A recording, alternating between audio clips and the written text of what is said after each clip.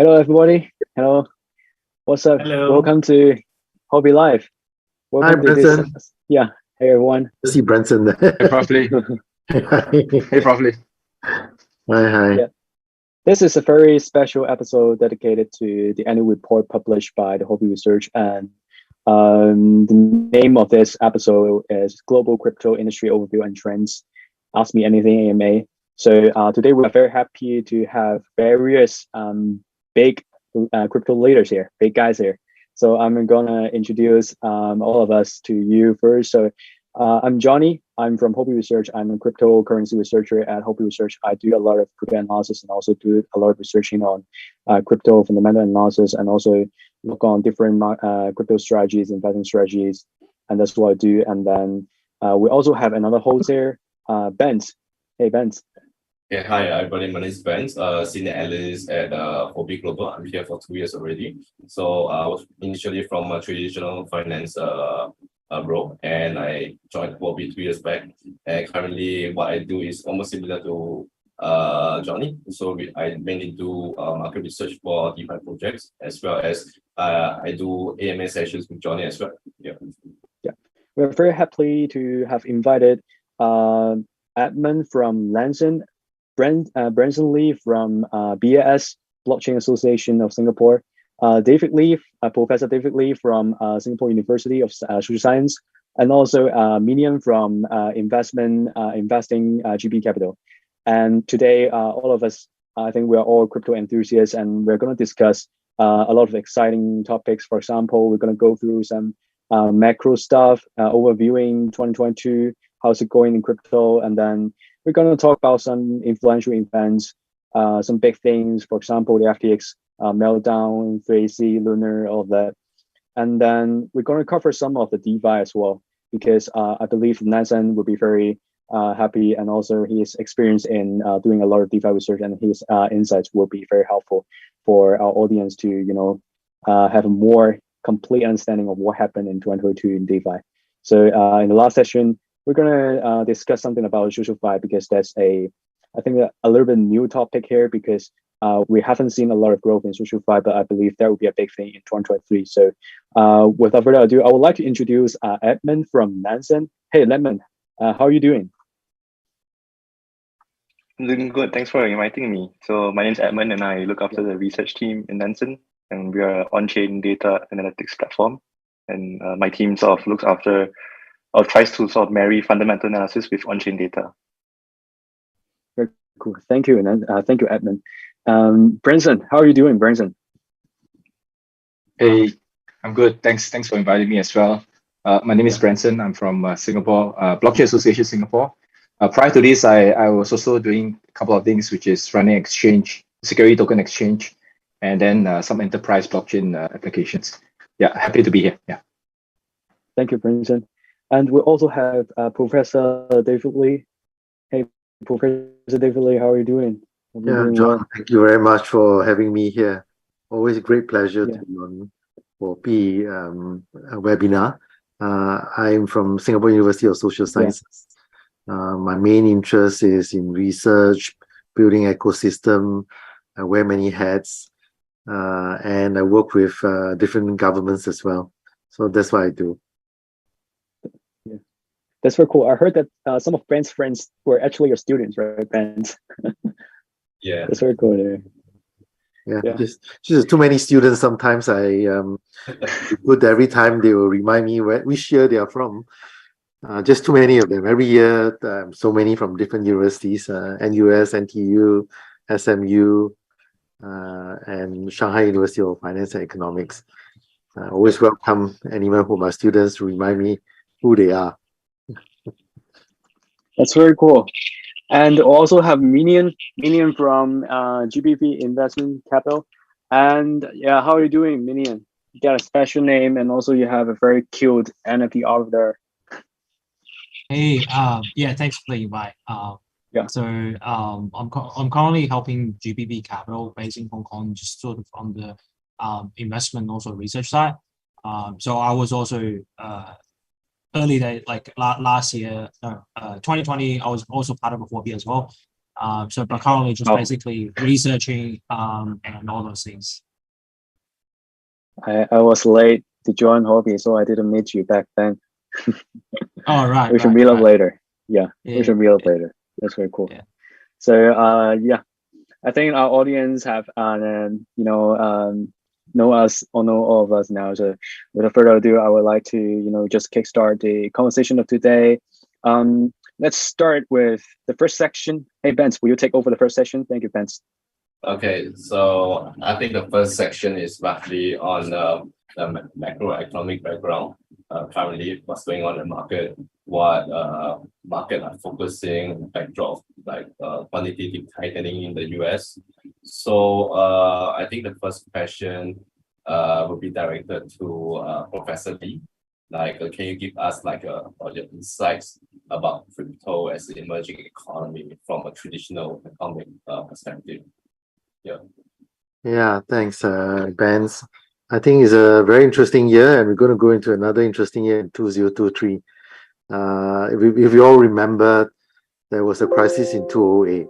And because of that crisis, the subprime crisis, the global financial crisis, that we saw that the huge interest in Bitcoin.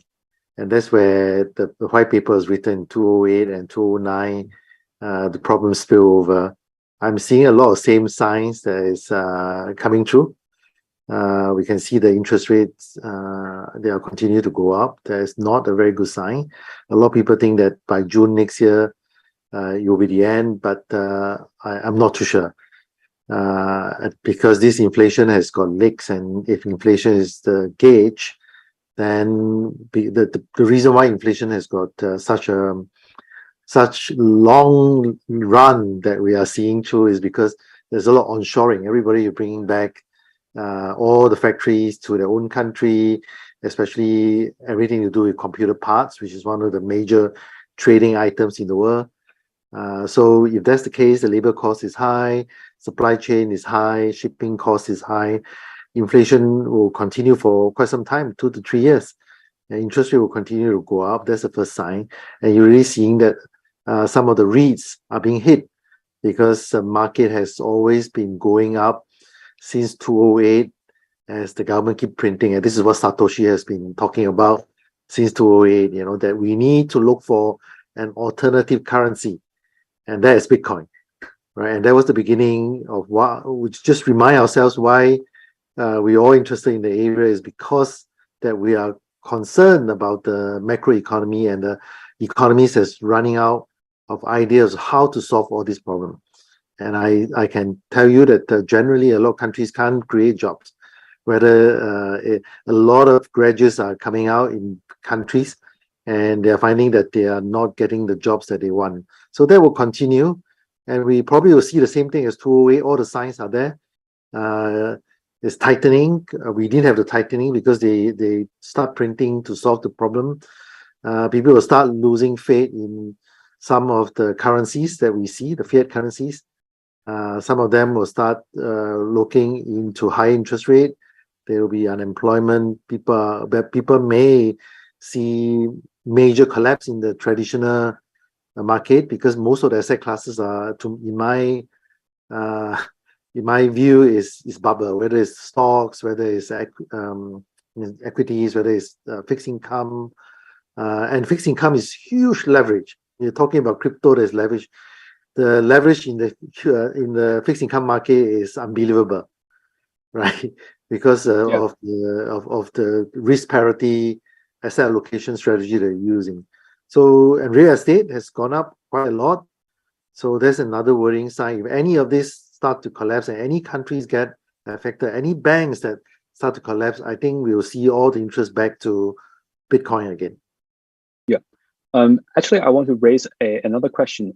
Professor Lee, you reminded us that we are actually seeing signs of the 2008 crisis happening again. You mentioned something about, as we all know, the Fed are raising rates, and then the economy is not looking good, supply issue. And from my perspective, because I'm very new to the economy, and also for the crypto is actually a new product in the traditional economy. So how would you view this new product, new economy? emerging from the traditional finance? And are we going to get through this crisis? How would it look like when the bubble burst? And can you imagine what is the fate of our crypto community? This is just the beginning. We started in 2008, right? And this is just 2022. And this year is, to me, is not the crypto winter. This year, to me, is a year of awakening, because a lot of people who came into crypto in the last few years, they have not read the white paper of Satoshi Nakamoto. They don't really understand why we are in crypto. That's one. So it's a very good time for them to understand what Web3 is about, what problems we are trying to solve in crypto. Peer-to-peer value transfer is just a peer-to-peer information transfer like internet. So we have created a whole new ecosystem that is going to lead us to a virtual economy. That's the only economy that the government can rely on to grow the economy. They cannot grow the economy using the old physical from like finance or from manufacturing, from commerce, logistics. They find huge difficulty to do that because they've tried everything, and the only solution was to print. And now they find that it's not time to print anymore. Everybody lose confidence in the fiat currency, and therefore they have to think of a way to grow, and it's the only way is the virtual economy. So you look at all the government, they are rushing to build the digital infrastructure for every country, from CBDC to digital trade agreement, and a lot of other international cross-border transactions, remittances, and so on. They are rushing to build all this infrastructure, hoping, like in Korea, they have the metaverse government. In Japan, in June, they passed the metaverse law to have a twin economy, that the virtual economy can drive companies like NVIDIA, can drive companies like all the tech companies that we are looking into, and bring them into the virtual world so that we have a twin economy to grow. So the virtual economy is on top of that, but it cannot be growing without the crypto. So what we are looking now is just the beginning of the demand for crypto. It is not a crypto winter. It's awakening. People are beginning to realize how important crypto is. And people who don't understand, of course, they have never written a single line of code of a smart contract. They will think that this is of no value. Don't listen to them. They have never written a single line of smart contract. They have never dealt a little bit of DeFi at all. So they live in the old economy, and they cannot understand how difficult it is to grow this virtual economy without what we are having now, all the technology that we've built in the ecosystem. So don't be despaired. It's just the beginning, and it's just a awakening for everybody, including those who came into the industry in the last 3 years. But we have been around since 2013, 2012, and we have seen a lot up and downs. So I'm very bullish on the sector, because that's the only way we can grow the economy. Okay, thank you very much, Professor Lee. So actually, I do agree on several points that you made. Like,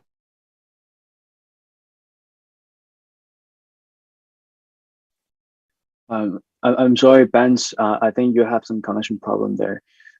There's just I would just take over. Actually, I want to respond to your point. I find it very interesting because a lot of us new crypto bros, I would say, some other names for us, we are actually very scared of the collapse that we have seen in the past few months, especially the FTX. We had actually a trust issue. And then this crypto winter has been very difficult for us, and therefore I would feel that your point of view is really special when it comes to you're saying that we are just the beginning, and you're just very bullish and also optimistic. That's very, very awesome. Hey, Benz, you here? Okay, I'm so sorry. I think my Zoom crashed on me. So that's how I mentioned that I'm going to with you on a few points regarding like 208. Where the hello, can you hear me? Hello. Yes, okay. yes, we can hear you. Go ahead. Okay, so in 208, this.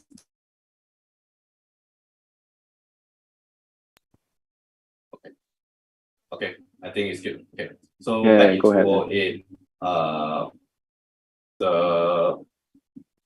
the US economy had this, they rose the interest rate to around 3.5%, and then market tension sets in, and and then after that the economy collapsed. I'm sorry, Ben. I think we lost you here. Yeah. Yep. I think you guys continue. I think you guys continue. Yeah. Sorry. Maybe I can add something. Yeah, sure, Branson, go ahead, man.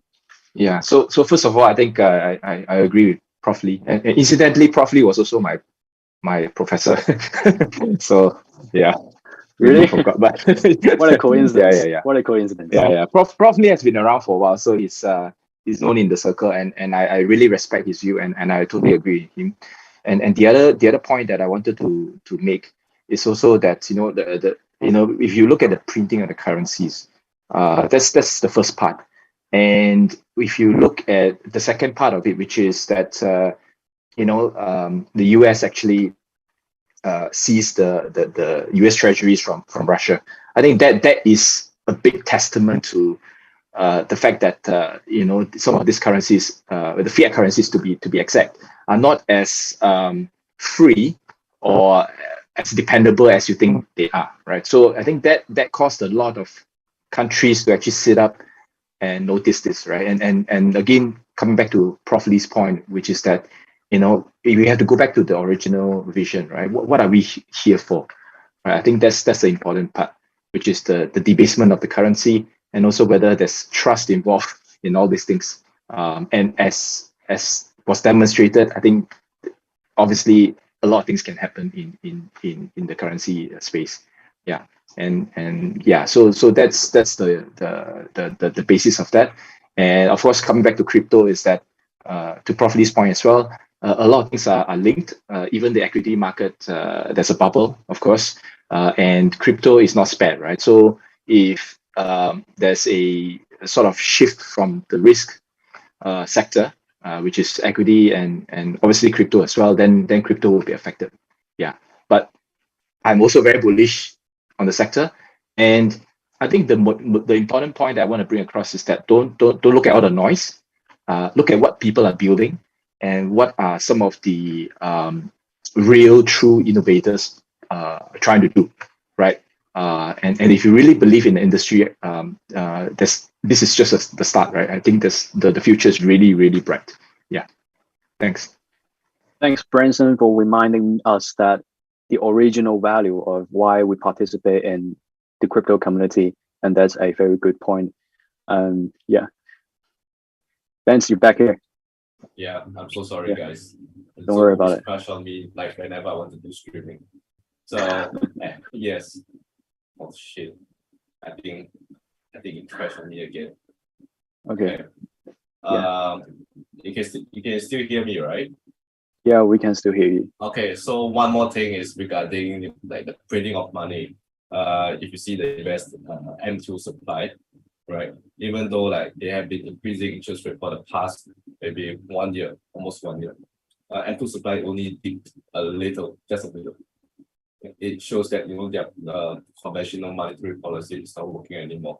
Hence, we moved a lot of central banks moved to digital currency.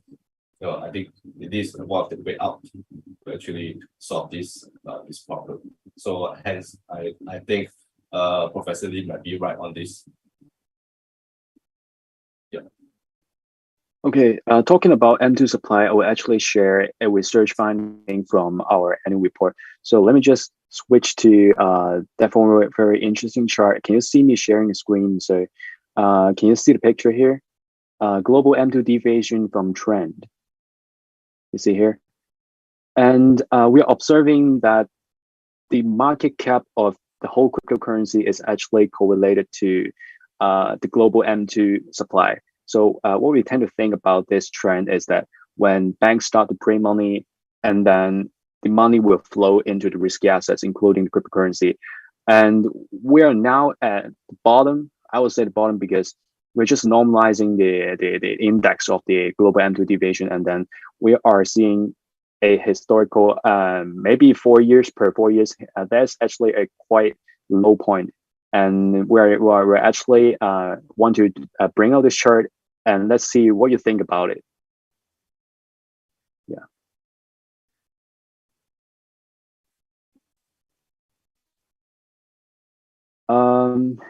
Yeah. So what we try to say here is that Professor Lee and also Branson mentioned something about printing money, right? And that actually also caused the exponential growth of the crypto as well. And we also want to be reminded that actually the halving is very close to us soon, and it's happening in 2024. And therefore, in my opinion, I think we might be seeing a local volume forming maybe in Q2 of 2023. And yeah, just my personal opinion. It's actually very interesting what your graphics are saying, that the deviation of the M2 trend. Your trend is it trending up or is it trending down? Was it a straight line that you detrend them, or just a change that you have that number there where it's correlated with the crypto market cap? Yeah, because we go. John, would you like to respond to that? Yeah. It's actually we are measuring the deviation of the global M2 supply from its original trend. So when it pumps more money into the market, the trend goes up. It's not actually the total amount of money printed into the market. It's actually the speed, I would say, the velocity of money being created into the system. Yeah. So actually, I'm quite surprised that there's such a correlation, because I would have thought that there will be less of that in the beginning. I can imagine why in the recent years it's much closer, but in the early years of 2012, it doesn't make a lot of sense to me in the beginning. Maybe over the last 3 years, we can see a lot more institution participation, and therefore, from the banking sector spilling, the excess liquidity spilling into the crypto. But I'm just taken a little bit surprised when back in 2012, 13, 14, that is spilling into it. I suspect that there is a little bit more spurious there. My point is this: what we are seeing in the last 3 years is we indeed seeing a lot of institutional interest, and therefore the flow of that credit into our crypto. So you take off that trend, we are still better off than maybe 3 or 4 years back. You just look at the prices of the crypto. Exactly. So, yeah. So my point is that you have to actually look at the long-term trend of some of the major crypto item. We develop index called CRIX as well, that although it's come down, but I just feel that there will be always up and down, but it's still on a upward trend. But the danger of looking at market cap is because there are a lot of other coins, right, which is outside the top 20, top 30, that when the crisis. Raise a good point. We just wash them away. It's good. Actually, it's good that we wash them away, because they really they have no value. So we really need to focus on the top 20, 30, or maybe top 100 that really have some utility or function in that. So my point is that we focus on those, like Branson was saying, we focus on all those crypto that build the ecosystem, rather than entice people to come in and speculate on them. But when you focus on those that people are building, and you can see that all the NFTs are being listed, you see some of the interesting DeFi, you're seeing some of the supply chain that will require, or documentation that require open blockchain, a combination of, then I think we capture the growth of what we are talking about. Then all those, the trend is this way, but of course there's overshooting that we saw in the last 18 months, and it's just coming back to the trend and overshooting on the downside, because there will always be people shorting the market. And when that's over, in the beginning of next year, we take a look, people do a short covering, and they will start looking for things to buy. The portfolio need to diversify. Then you'll see them coming back and back to the long-term trend. But we need to focus on those coins and tokens that can actually contribute to the ecosystem. So that's my point. Maybe only about 50 to 100, but we talk about whole market cap. Some of them may be useful, but they still die off because there's no interest. I bought into a lot of the coins that go to zero. 90% will go to zero, but doesn't really matter to me because they contributed to the building of the ecosystem. They're like staircase. We step on them, then we go up. So even they go to zero, but they have brought the market and the ecosystem to the next level. So we got to think along that way that we must not be afraid to tell people that we invest into this area in projects. 90% of them fail, 95% of them fail, because the 5 projects is going to bring us huge returns, right? But we never know beforehand any of the project out of the 100, which one will it be? Because 2 of them may be competing. One is slightly better and the other one goes to zero.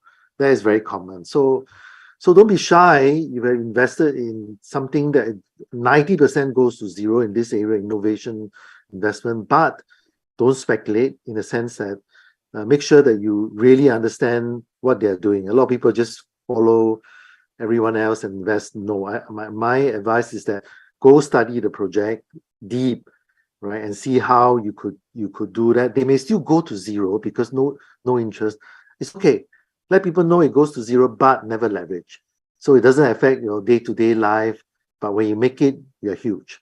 Okay, so that's my comment, Thank you, Professor, for reminding us that sometimes taking the whole market cap might not be very accurate because there are some actually trash projects out there.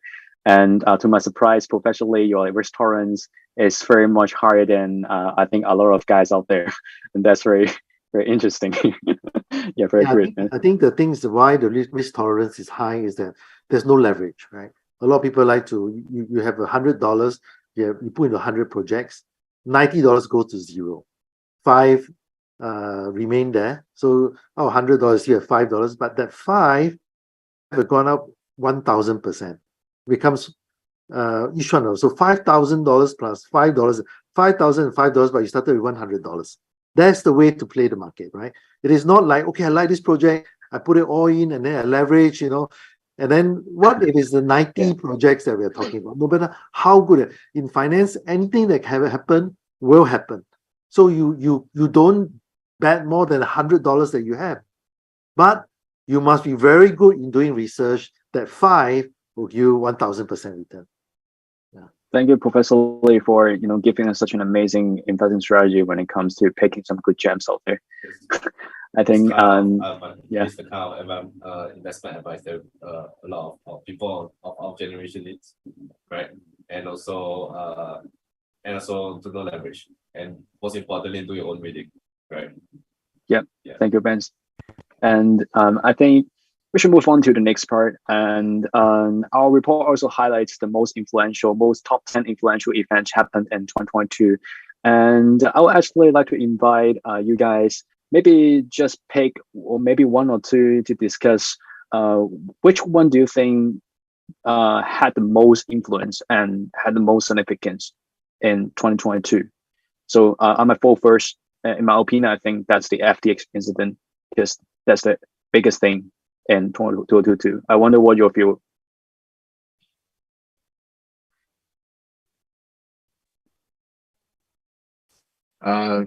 Maybe I'll go next. For me, it's the Ethereum merge from proof of work to proof of stake. I was actually in the live YouTube, watching the merge and while it happened, I thought that was quite exciting for me because for once, we actually to give you an analogy, we are like swapping out the engine, right, while the plane is flying, which is a tremendous feat by itself. And then kudos to the team for pulling it off. Yeah, so I think to me that's the highlight for me. Yeah. Thank you, Bernson. The Ethereum merge definitely big thing, technology breakthrough and 2022, and most of us have been waiting for a long time. But I just want to raise a point that, a lot of us, some crypto bulls at the time, were expecting the price of Ethereum to pump a lot during the merge event, but it didn't happen. Just a side joke. So Edmund and Minion, I wonder what your views. What do you think about the most influential thing that happened in 2022? Would you like to share your view with us? I'll probably go ahead, guys. So I think I guess extensions on Tornado Cash really. So essentially like the privacy debate on and also the regulation part as well. So which say for example looking back a bit on 3AC Terra, and also FTX drama. So these people still out there, but the Tornado Cash developer is still in custody. So he's just basically written a piece of code which is open source, and still in custody. So which is kind of is debatable. So I think on sanctions on Tornado Cash is essentially I guess a very sort of really negative sort of effect on crypto industry in terms of the privacy, and also in terms of I guess the regulation aspect as well. So I guess I'm still looking forward to the future of the privacy tech on blockchain, but it just set a really bad example in terms of we as an industry just sort of I guess pushing the privacy sort of tech or privacy sort of human rights in a way towards in the future. Yeah, I agree. The decentralization value has been compromised when it comes to the sanction on Tornado Cash, and that's definitely a thing that the crypto community would definitely not like to see. So Edmund, I wonder what your view on the most important, maybe the most significant thing that happened in 2022 in your perspective. Yeah, I would echo what OX Minion just mentioned as well. I think the sanctions on Tornado Cash was really I guess an understated watershed moment for our industry as a whole. And I guess the response or reaction of a lot of participants, it felt like maybe people don't really realize the implications that it actually provides, the sort of overlooking the virtue of decentralization and having a more centralization sort of force taking hold in the industry is goes against what the original ethos of why we're here in the first place. But then apart from that, I think the collapse of Terra was probably the main highlight or the main event for me this year. I think it came back off a euphoric 2021, and then at the start of this year we sort of saw insane demand for stablecoin yields because the markets were dropping in traditional markets, and on-chain yields were also drying up. So yeah, that was I guess the beginning of the end, if you can call it that. I would like to respond to your first point of view that the Tornado Cash thing. I heard that on Twitter, and actually I just read a funny post. The guy said, "What if I do a prank? I transact some money that I mixed through the Tornado Cash, and then I send the money to maybe another address that I want to make a prank on that guy." So what do you think about? Is that guy going to be sanctioned? Because I'm not very updated with the sanctions of Tornado Cash. I'm just raising a story. I wonder, maybe we can talk about a little bit about that. That's funny if you guys see my opinion. Because when it comes to sanction, are they having a very complete set of valuation or guidelines whether to sanction which one, or every address coming out of Tornado Cash has to be sanctioned? I think it's quite onerous, right? I'm not an expert here, but maybe another point that I would actually divert and raise is the fact that we have a proliferation of stablecoins. I think the stablecoins has sort of seen one of the biggest product market fit in crypto, and in some ways you could argue from first principle perspective that the adoption of stablecoin actually leads to more centralization. But it's maybe for another debate. Actually, John, to your point, right? I think. Yeah. Sorry. Go ahead. I think there's some people on crypto Twitter who actually did that. If I'm not wrong, yeah, they actually sent a little bit of money to some addresses, some well-known addresses, that is. Yeah, I wonder if they finally get sanctioned or not, if it's because it's a prank. Yeah. So like, I just wanted to add on that as well. Sure. So like, this is essentially like Tornado Cash dust attack. From what I know in terms of exchange wise, they will like in the very beginning block this address through, say, for example, third party software, like, say, for example, chain analysis or other compliance software. So essentially, I guess like gives you a warning on the back end saying, oh, it went through the Tornado Cash, but they will just sort of like I guess like manually check it in terms of whether these addresses will be I guess like blocked, or it's just basically through dust attack. It's case by case and also I guess it really depends on which exchange you're talking about. But yes, like a lot of addresses got I guess like dust attacked on these Tornado Cash thing as well. Yeah. Thank you, Minion, for clarifying the facts. And actually, I would like to move on to the next section because Edmund, I think Edmund is interested in exploring and discussing more about stablecoins. And DeFi definitely an area which Edmund is very familiar and also experienced in. So I'm gonna just raise a question for Edmund. So wait a minute. So can you share your thoughts about the fundamental values of DeFi and its growth in 2022? Because I think most of the DeFi protocols, some of the DeFi protocols actually showed no value at all. Some stayed in 2022, for example, lending and borrowing. And maybe can you share with us your views towards what's actually valuable in the space in terms of DeFi? Yeah, happy to. I think maybe like to sort of lay the stage right. I think a good thing is to sort of like flash back to like the start of 2020, sort of this cycle. We saw the arrival of the pandemic and the lockdowns as well back in like March 2020, where we had that pandemic-induced crash. And then, you know, as Prof and Benson sort of like mentioned, like we sort of saw the largest expansion of central banks' balance sheet globally in modern history. And the fact that markets quickly recovered, even though, you know, businesses were shut down during lockdowns across the globe, we saw like valuations even in traditional markets go a bit crazy and wonky. And then what followed was, I guess, a global COVID-induced bull market, and then that started with equities and tech stocks. And then, you know, in the summer of 2020, we saw a proper adoption of smart contract-enabled blockchains like Ethereum, and that was through the rise of DeFi through yield farming. So food farms became the in thing, and then, you know, yield farming became like the norm for DeFi. Like that was what we were associated with.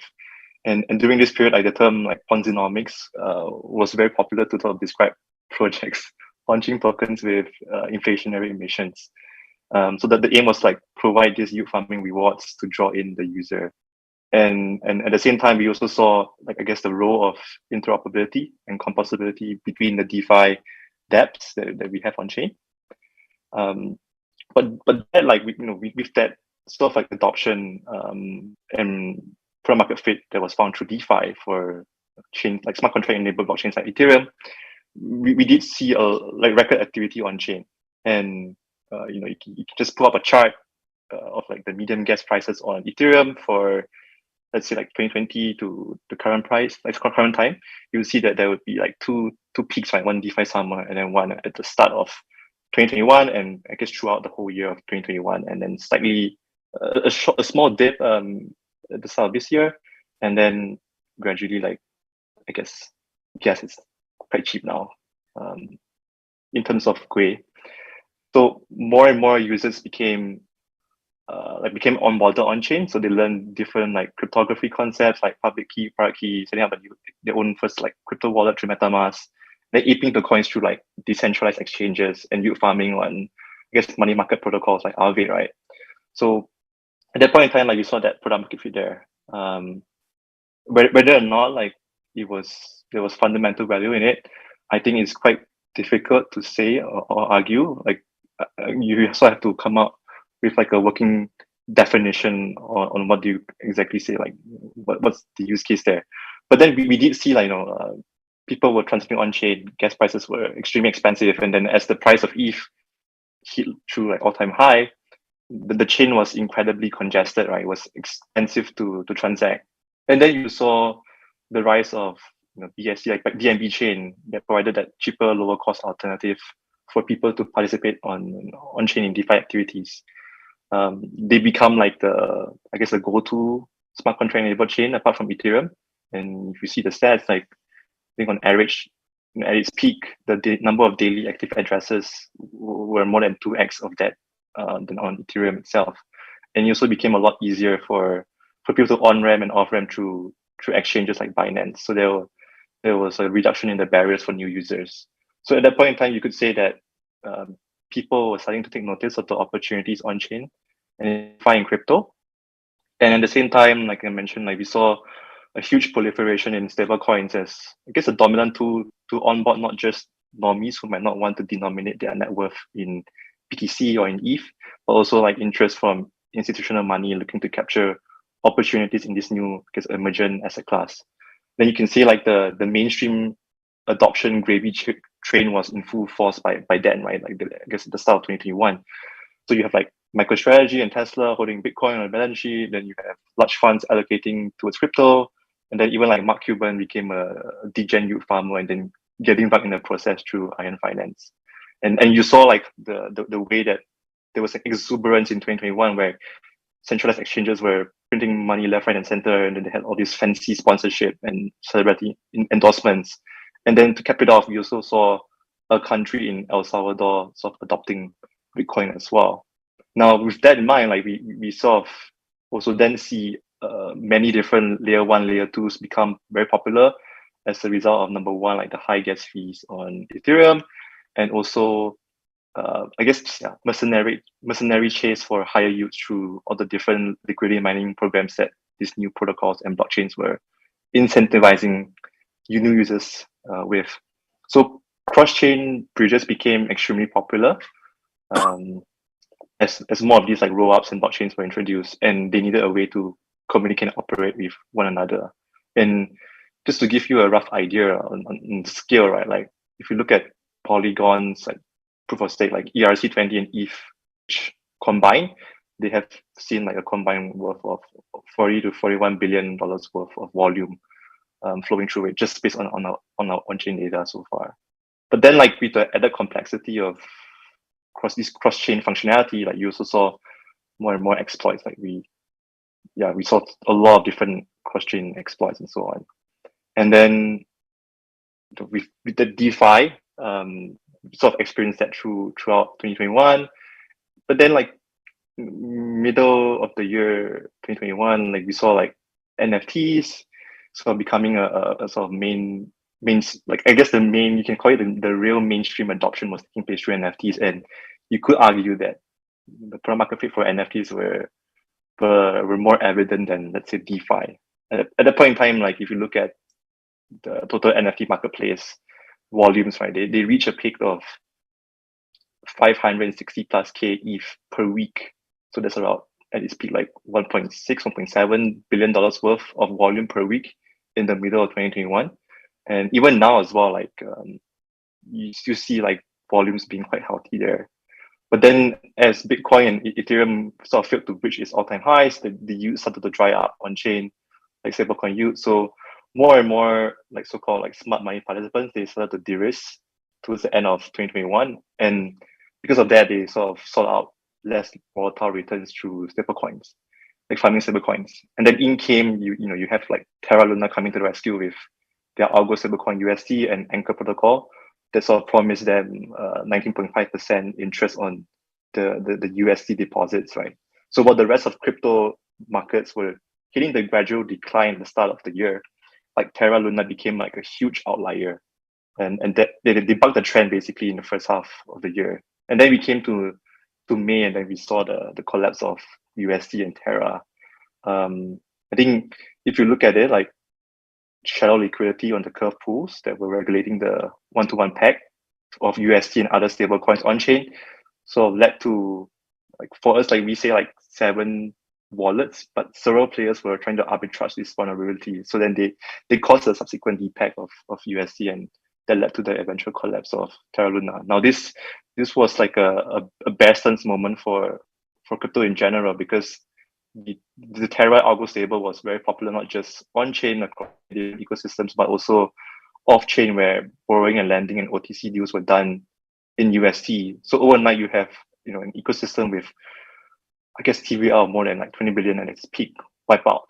And that was just the start of the ripple effect. So we saw like true contagion, like sort of like disintegration and this contagion spreading to like stake ETH as well. We saw its peg sort of being deviated from that one-to-one peg with Ethereum, as people sort of migrated their wrap state ETH from Terra back to Ethereum, and that sort of caused like increased selling pressure. And then we saw on chain as well, like amongst the largest liquidity withdrawals of stake ETH from the Curve pool, like 3AC and Celsius, they withdrew a combined $800 million worth of liquidity on May 12th alone during that implosion.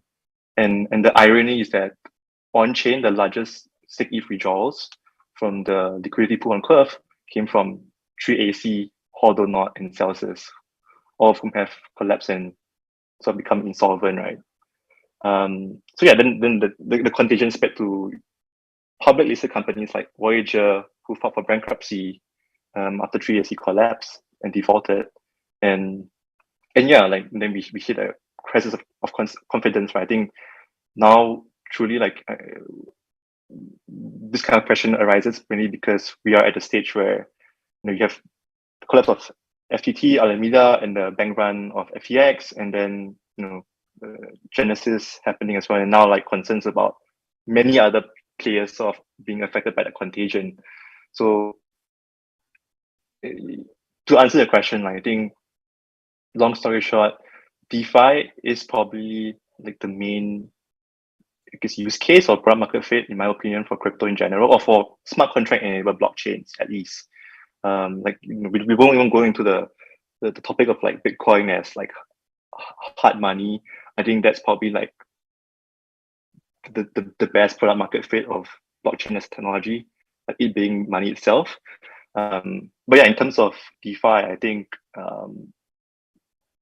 it serves its purpose. I think it's still the crash and sort of like the implications of the contagion as well. Like a lot of it involve centralized entities off chain. So if we were to sort of draw a few like lessons here, I think number one, like on chain data like doesn't lie. I think, or if you look at the on chain data, a lot of it you would have seen the warning signs, but I think a lot of people just chose to ignore it, especially when times were good. And then secondly, I think when it comes to a public and anonymous blockchain that we have, especially for a smart contract enabled blockchain, you do need some guide to lead the way, because a lot of the transactions and the addresses are anonymous, right, in their own unique hexadecimal values.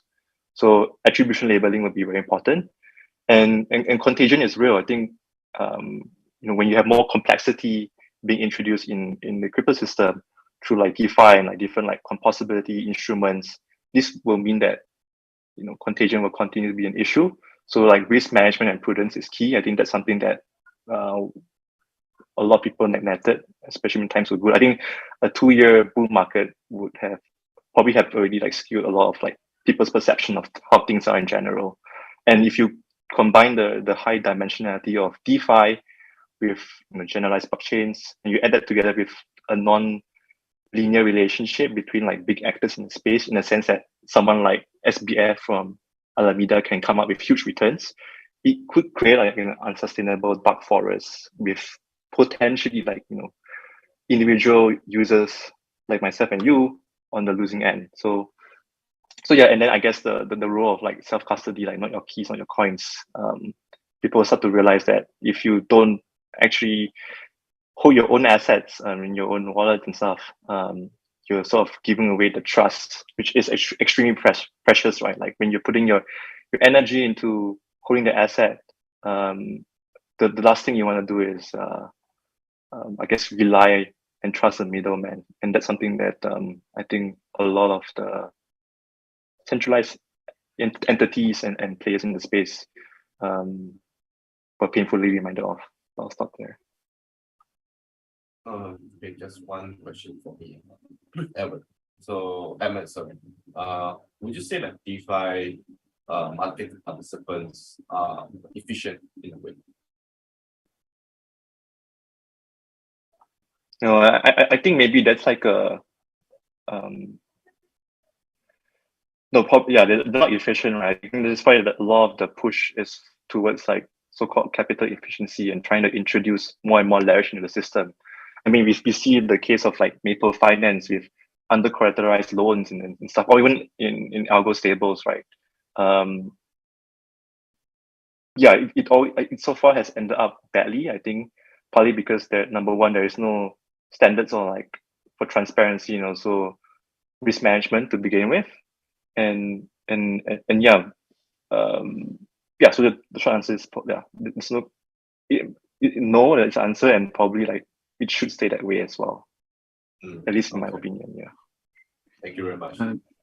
Actually, Edmund mentioned something about the problems with lack of transparency and also centralization. And I think the implosion and also the crash of these institutions has raised a lot of concern from in perspective of governments. And that would be another thing that I would like to discuss with you guys, because I think Edmund, I think Branson has he is from the Blockchain Association of Singapore, and then I think maybe Branson, would you like to share with us some of the views that that you have towards working with government in terms of crypto? Yeah, sure. Thanks, John. I think overall, if you look at all the incidents that have happened, I think I guess there's a lot of quote unquote trust in some of the, I guess, characters as well as centralized entities, right? And the reason why I say that is because there's a lot of idolization of certain people, and that brings to the point that you should don't trust but verify, right? But unfortunately, a lot of people have done a lot of virtue signaling, and therefore that kind of helped them get away with a lot of stuff.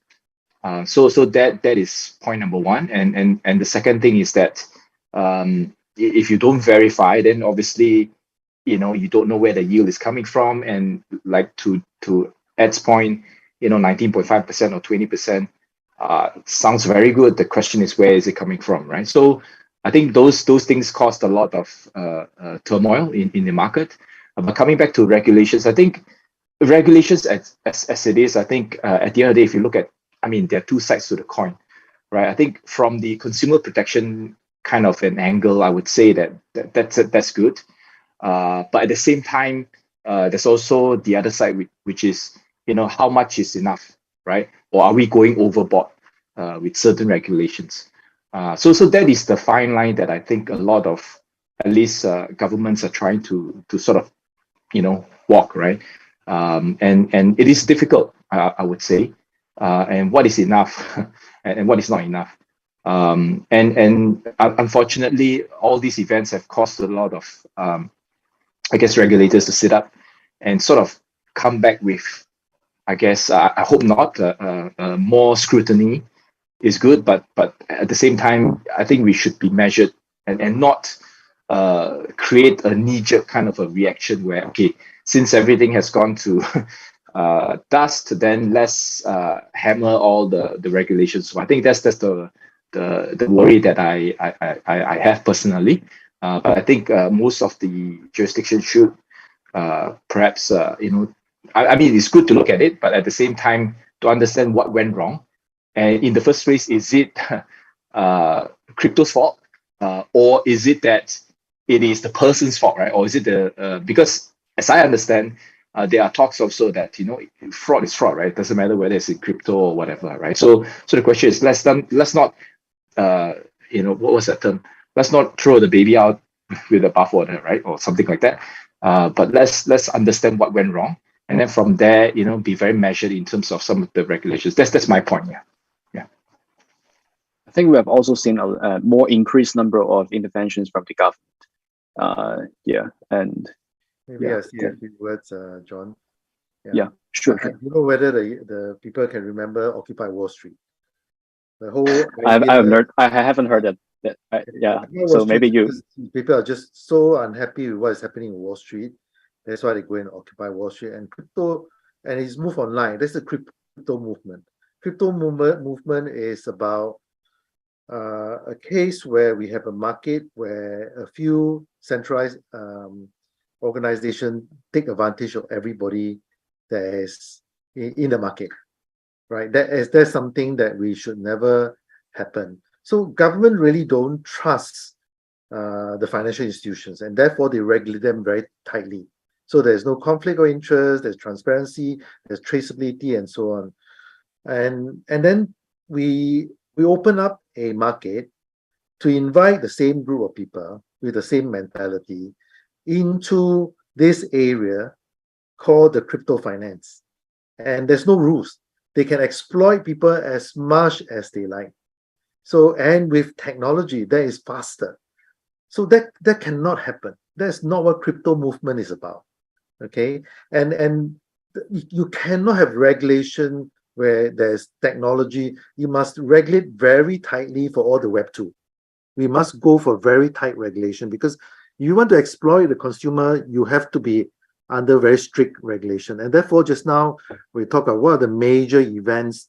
All this will be forgotten in the future, but there's one thing that we never forget, which is the sanction of any privacy coin, or the sanction, because this is what the crypto movement is about. We want to create a new economy for DeFi. And thank you, Edmund. You have given a very good review of what happened on the year. And from your review, we can all see that we are supposed, DeFi is needed, and there's a lot of contribution. Eventually in the metaverse, it's only DeFi that will work.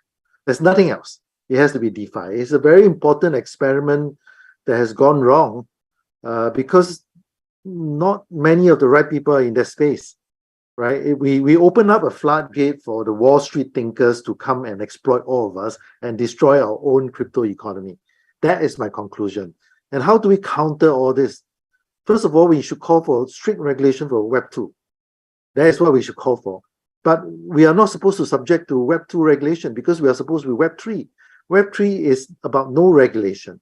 We are creating a different tracer. We function in a world that we don't trust anyone. Since when that we have a trusted third party that give us centralized exchanges, and then have the DeFi that we have the trusted? So the premise is all wrong. We are trying to create a crypto economy, not a crypto finance of Wall Street.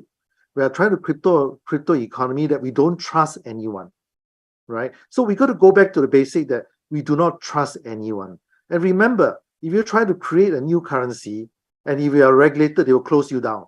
And that's why Satoshi Nakamoto used the software to bypass a legal entity that nobody can close it down.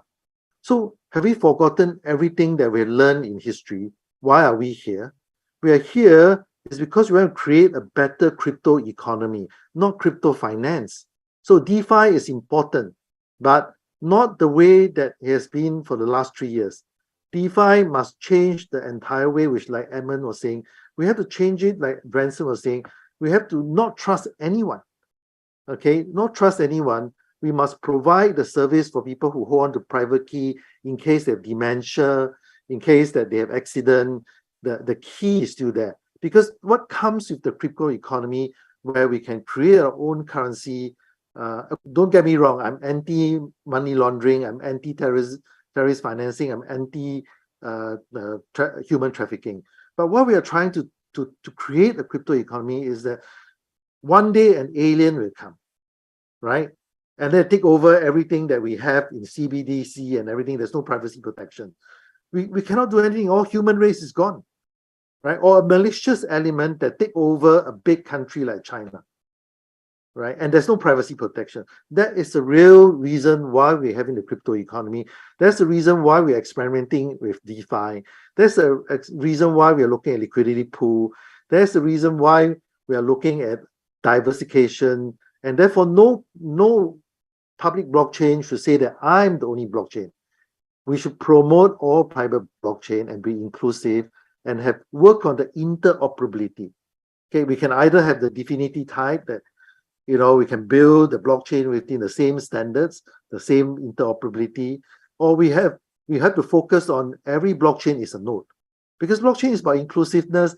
Blockchain is an experiment. So the last 3 years of what we have described, which actually Minion was talking about, all the events that happened this year, we'll forget. All the FTX, we'll never remember them because they're not important. They're just a blip in the economy. Like all the FTX, all the Luna, we'll forget about them.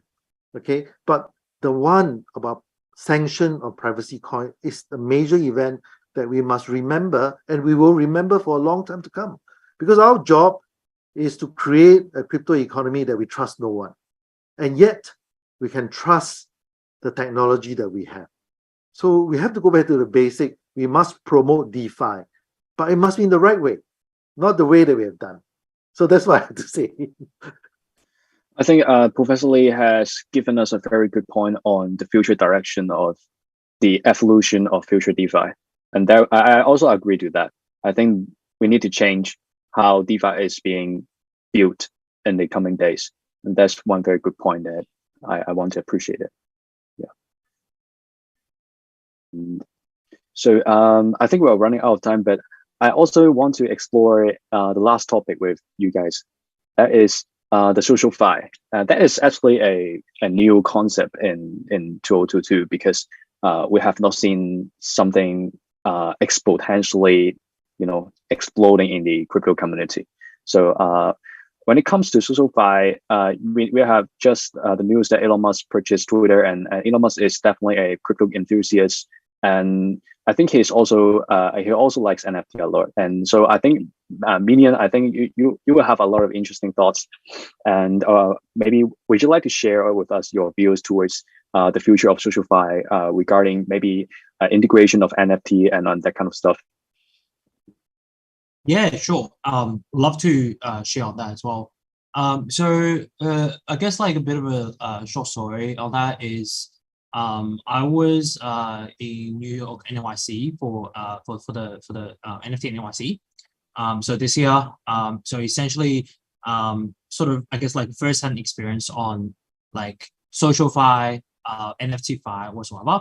So I've seen a lot of like Web2 traditional people interested in terms of the I guess like the SocialFi elements on say for example NFTs. Leveraging NFTs to conduct, say, for example, token-gated community, and like around the social elements around it. And there's a company called Shopify, which essentially integrated with the token-gated, NFT-gated community. We're essentially bringing a lot of like I guess like Web2 users towards Web3 from the NFT part. So like around the NFT part is like, say, for example, Twitter, they natively integrated with the NFT as a sort of toolkit for you to, say, for example, to showcase your NFT on Twitter profile, and a bunch of other things, say, for example, around, I guess, like social elements where you can chat. You can essentially, I guess, like showcase of your tickers, say, for example, like the blue tick on Twitter. So like slowly, there are a lot of like two different elements around SocialFi, right? So one is essentially bringing, I guess, like traditional people into the game. The other is more around Web3 native SocialFi. So like first part is essentially looking around, I guess, like how do we actually make an easy path or easy integration to suit all those like Web2 users' needs, and also giving them a very unique experience. So Shopify being an example, and also Twitter being another example as well. The other part is essentially looking around Web3 native. So how do you actually fit into the Web3 native social elements? So my, I guess, like PFP right here is also part of the sort of process or part of the solution as well. So like I'm trying to be, say for example, I'm trying to be a non on Twitter. And even though I'm not really a non, but like it's part of the Web3 game. So where I usually don't really say, for example, showing my face, on conference call, but here we go. I use the Pudgy Penguin as a sort of virtual, I guess PFP, virtual 3D elements. So where I can interact with a lot of people around here, which showcasing, I guess, the Web3 native way of SocialFi as well. I guess like the last part that I want to add is essentially social part is a huge sort of sector. I would say like not only including the Web3 or the crypto native people, but also welcoming the traditional sort of, I guess, like people into the game as well.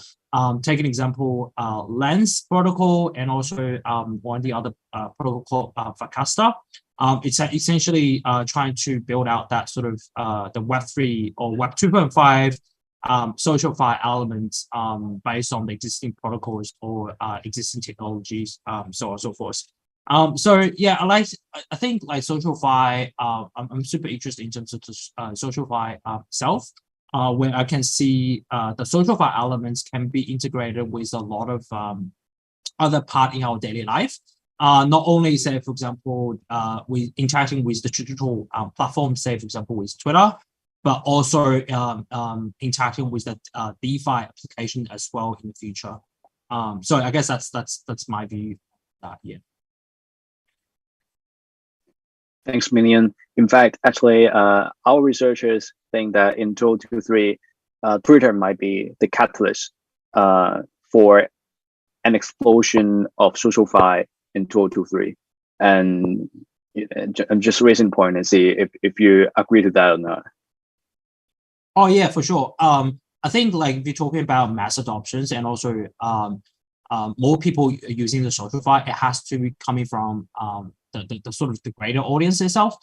So meaning coming from the Web2 existing platform where they have network effect, bringing people on board with, and also giving them a very unique social experience around Web3. Yeah, so totally agree. Thank you, Minion. Yeah, I think we are now a bit overrunning, but I think a lot of you are cool with that.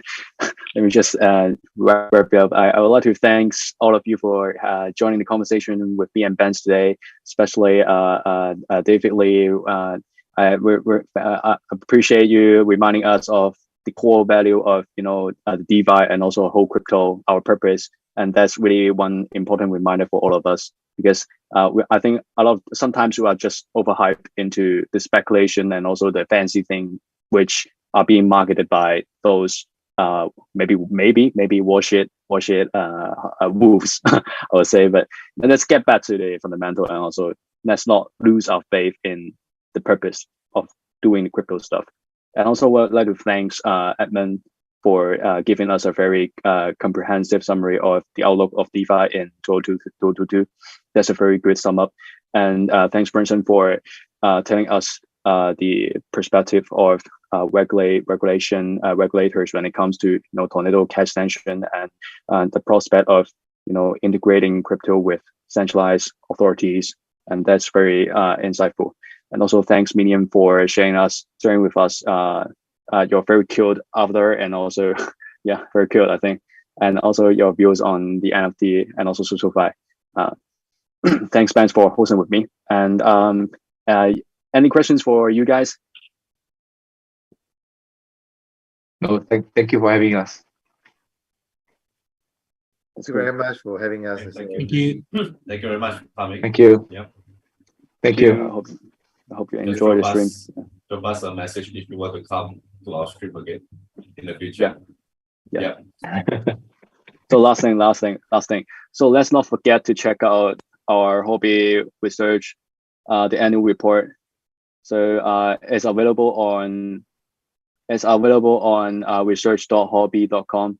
It's actually on the top of the list, so you can just click it and reveal the whole research paper. Is very comprehensive, and it's actually very rich in content. So you get to know what happened in 2022 and our predictions in 2023, and a lot of in-depth analysis powered by Nansen as well, because they provide us with the data. We really appreciate it. So yeah. John, I want to congratulate you for this report. I think I read through, very informative, and it's very good. I urge everybody to take a look at the report. Thank you. Thank you. Yes, the report. Yeah. Thanks. Thank you. So yeah, that's the end of today's AMA, and yeah, really hope you guys enjoyed the conversation. I personally enjoyed it very much. See you guys next time. See you. See you. Minion, we should meet up later. Oh yeah, for sure. Yeah, Minion is in Hong Kong, and he is my ex co-worker here. He left Huobi.